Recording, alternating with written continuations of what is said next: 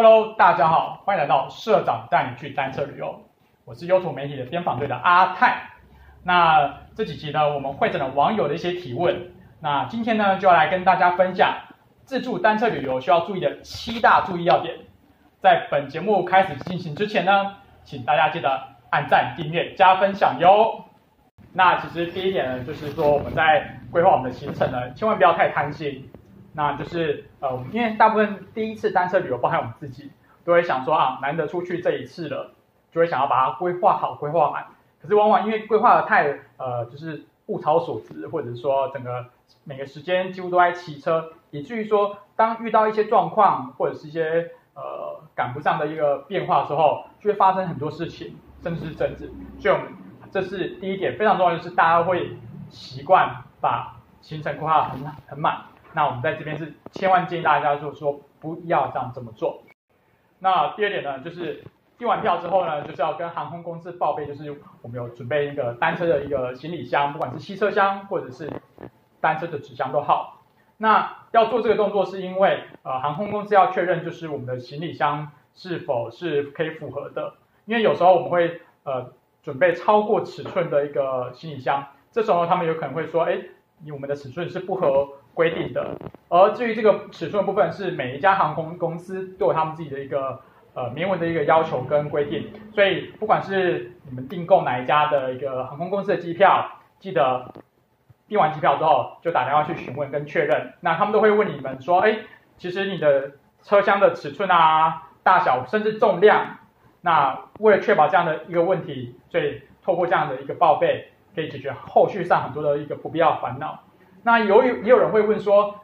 如果说没有报备会怎样？其实目前我们也没有过这样的经验，所以如果你们有这样的相关经验，欢迎分享给我们，让我们大家知道这样的一个故事会发生什么事情。好，第三就是脚踏车要记得泄气。那由于气压的关系，所以一般航空公司会严格要求说，自行车的轮胎一定要泄气，就是前后轮。那这是为了一个非常上的安全，所以请大家在打包之前一定要做这个动作。那第4点就是随行工具要记得随时就是去做一个托运。那以我自己亲身的经历，就是我之前不知道是哪一次，我就把随行的那个内6角扳手放在我的随行行李上，结果在过海关的时候就被扣留了。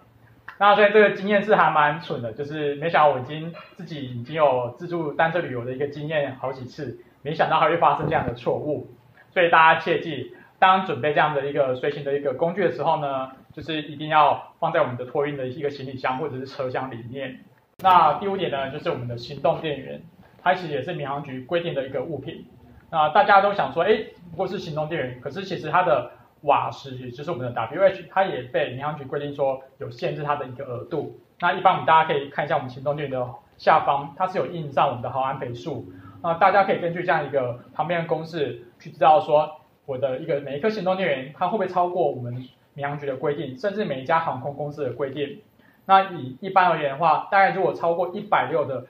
瓦时，它其实就是限制，就是不能带的。所以大家可以去计算一下。那一般以这样一个大容量的一个行动电源，其实在单车旅程中是蛮绰绰有余的。那毕竟因为我们晚上是可以做充电的嘛。那第6点就是不要再没有意见了，每个人都是需要分工合作的。那像我们之前在单车旅游就会有遇过，就是有些人出发之前都会说我没有意见之类等等的，就是我都很随性，我个性最好。但是呢，出发之后却发现，哇塞，真是意见超级多一堆的，整个毛就是炸起来。那其实我们会建议就是说，当然如果今天是 solo 独自单车旅游的话，比较没有这个问题。可是呢，如果是跟朋友一起去的话，我们强烈建议就是大家都需要被分配不同的工作去做规划。那一来可以学会就是彼此的尊重，二来就是说，在整个行程过程中，大家可以去了解彼此更多的一些喜好。当然，整个旅程一定会有得有失嘛。但不管怎样，其实我们大家最后的目的就是为了有一个愉快而且一个很好的回忆这样子。那第7点就是我们永远保持着开放心胸来去旅行。那由于很多的一个单车旅行的一个初心者，他们其实没有一开始没有做好心理建设，他们想说，我只不过是用骑脚踏车在不同地方去骑乘嘛。那其实单车旅游它还是有一定的风险的，不管是可能你途中遇到摔车，或者是遇到天气状况异变，甚至遇到不 OK 的旅伴。那不管怎样，就是说，其实我们要讲就是在行前我们要做好这样一个心理建设，就是面对我们之后旅途中有可能会发生一些状况。好的，以上就是我们这一次呢，我们的分享我们自助单车旅行所需要注意的一些要点。那还有没有一些其他要点是大家想要跟我们分享的人？那欢迎大家在影片底下做一个留言。那以上就是这样子，我们就下次见喽，拜拜。